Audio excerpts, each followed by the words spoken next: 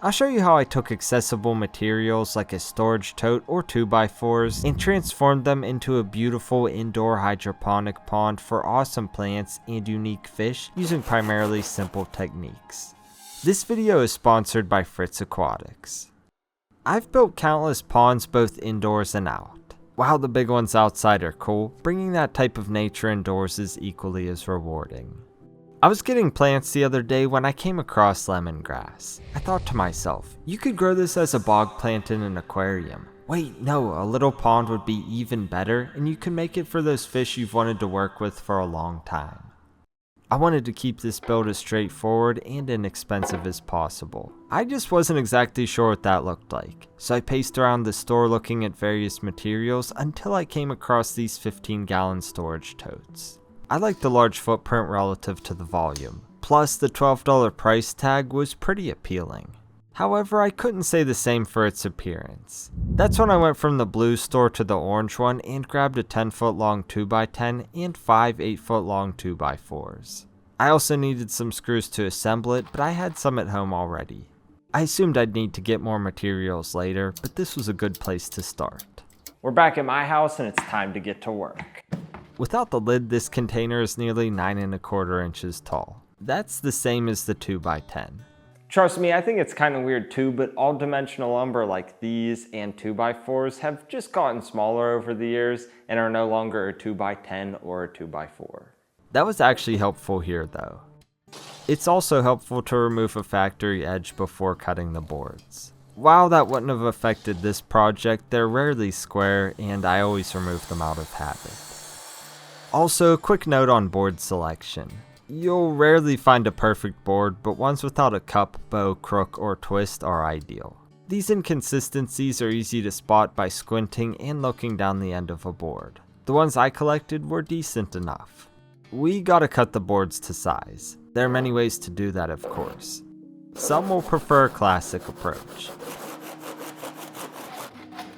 and others the assistance of modern conveniences.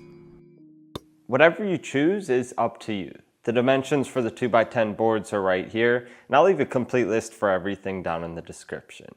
In the spirit of simplicity, it doesn't get much easier than a box around the tote. While I'd prefer to pre-drill and use pocket holes, I wanted to minimize the tools I used on this one, so the impact driver was my go-to.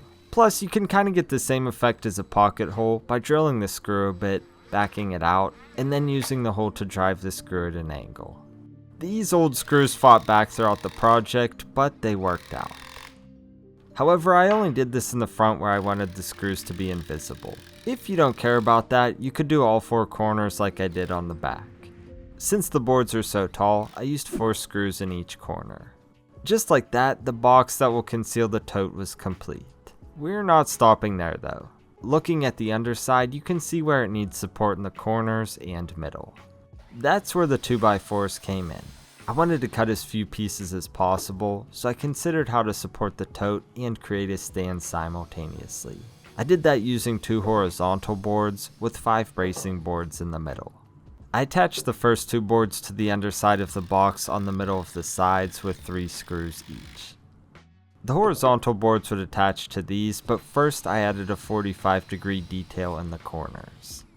Like before, I angled the screws in the front so they'd remain hidden, while the others went directly through the boards. I then got a scrap of a 2x4 to determine where to cut a notch at the top of the legs with the trusty hand saw. I didn't have to do this, but it would add some strength, and I thought that having them inset from the 45-degree detail would look more appealing. The other 3 braces would add rigidity. I screwed the sideboards to the legs and the middle one as before. I also installed a brace between the pair of legs to square things up. Each leg also got an exterior load-bearing board. These are what carry the weight of the tote under the horizontal supports. I stabilized everything with an H support as well. Finally, I cut 4 angled boards to create the top frame. And that's the last of the boards we gotta cut. I have the measurements for all the 2x4s right here. Before I could attach those, I had to apply a finish. While there are many ways I could have done that, I settled on Shosugi-Bon. I wanted a dark appearance. This was the fastest way to achieve those results. If I had used a stain or clear coat, I would have had to sand the entire surface for a while to get the best look. With this technique, all I had to do was char the exterior. That's not really a quick process either, but it takes less time than sanding and is actually more cost effective. Even so, all the exterior char had to be removed. Shout out to Alexander who recommended I try a scouring pad with this technique. Cheaper than sandpaper and honestly works awesome for this. This all went a really long way to transform the look of the piece. There were a few more details though. I wanted to be able to remove the tote if needed and simply put a screw in each corner. I also gave it a single coat of water-based polyurethane, which made the grain pop even more.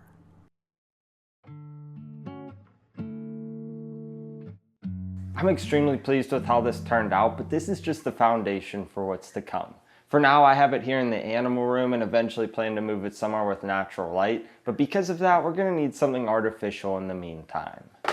I got these ring lights for that, which have built-in timers and telescopic poles. However, there was no way to mount them onto the pond. My solution here was simple, a few CPVC clamps. I measured for those and locked them in with some small screws. This was going to be a hydroponic setup and needed some air.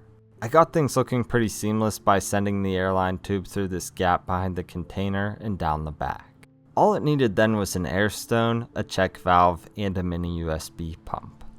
I wanted a net pot to go over top of the air stone for the plants, but it had to be elevated. This clay brick was perfect for that and provided a home for the air stone. It looked even better with the grass. I just had to get rid of that substrate on the roots though. I carefully removed what I could by hand. That wasn't going to be enough though. I had to soak them to loosen the rest. I also needed to clean some play sand too. It's always a slow process, but it pays off in the end to minimize excess debris. Yo, Play Sand Tanner here. I bet you thought I forgot about you. Well, I didn't, and I just wanted to pop in and remind you to like, comment, and subscribe to help support the channel because we're getting real close to 2 million. While at the Blue store before, I made sure to grab a bag of topsoil. I get a lot of questions about what soil I use in my tanks. Now you know. At less than $3 a bag, this stuff is dirt cheap, works exceptionally well, and I've been using it for many years. Here are a few designs I've used it in for reference. The only thing is that it's full of twigs and other large debris that need to be sifted out. I also like to mix in other things with it, such as gravel, aqua soil, or in this case sand. I had originally planned to put this directly in the pond and cap it with sand. However, I was concerned that the dirt would migrate under the brick and get thrown around by the air stone. Instead, I used these Fritz Super Sacks to isolate the dirt. The fine mesh on these media bags retains particles, making things more predictable because only the plant roots can access the contents. That's actually how I used the soil in the builds I mentioned before.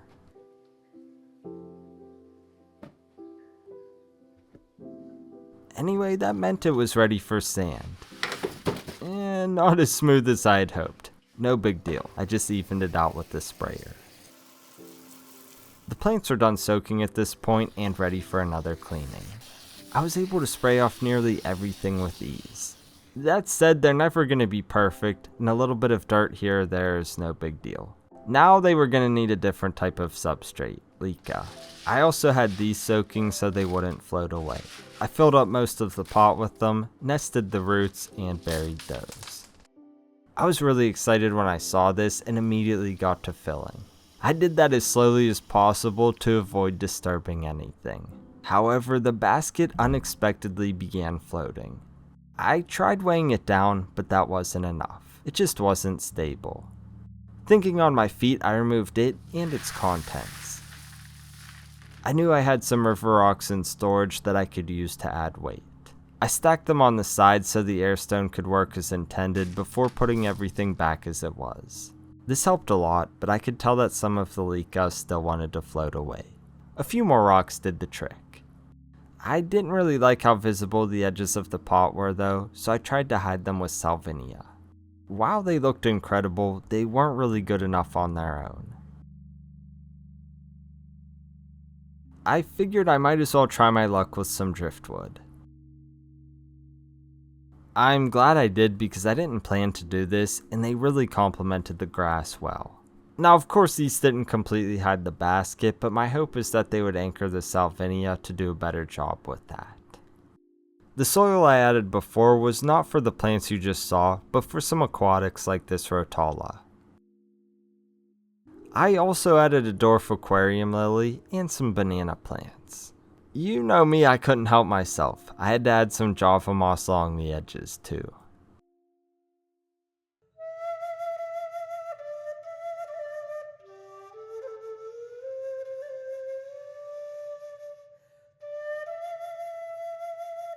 And that's more or less the completed design. Now it's ready for fish. Introducing the mosquito fish.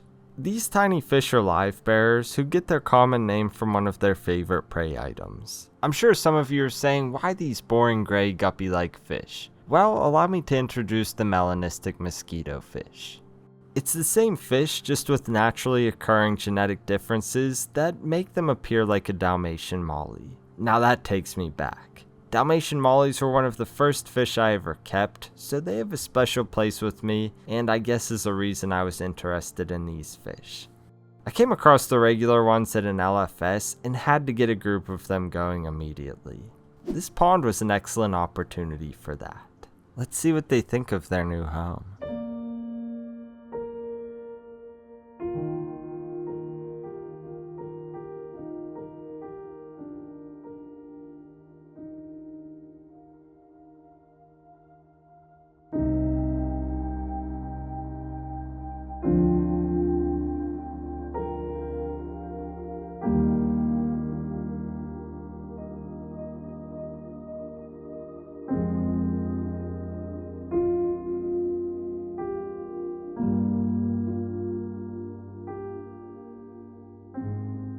They were understandably unsure of their surroundings. I thought some snail friends might help them feel more at home.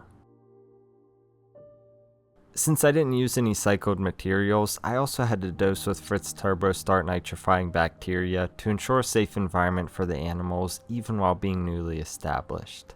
Then I let them settle in overnight. When I returned the next day, I noticed that the driftwood began leaching tannins, so the water wasn't quite as clear as before. The fish were still being shy, but I'm not surprised. It tends to take a little longer for pond fish to feel comfortable with your presence than aquarium fish because they can't see you from the side. I figured I'd try coaxing them out with Vitalis food. It's a high quality food because it's produced through a cold extrusion process. This locks in nutrients and delivers soft, easily digestible food. That also makes it possible to do stuff like this, mash it into larger clumps for community feeding, or break it into a dust for nanofish. It immediately piqued the interest of a few of the fish, but I had to get a closer look to see what they were really up to. Over the next half hour, it was a full-on feeding frenzy. While it was enjoyable to view the fish from this angle, it's going to take some time before they'll feel more comfortable with my presence near their little pond. I'm really pleased with how this turned out, and I'm excited to experiment with it some more. All things considered, I think it was a pretty straightforward build. It's also very versatile and easily scalable to suit other tote sizes. While mine is a hydroponic design, you could easily go the no-tech route or even run some bulkheads for a canister filter. I'll leave the rest to your imagination. If you're interested in other indoor pond solutions, I'll link up 2 different patio pond builds, one with running waterfalls and the other that's a no filter option. Thank you so much for watching, and until next time, Serpa Squad, take care and peace.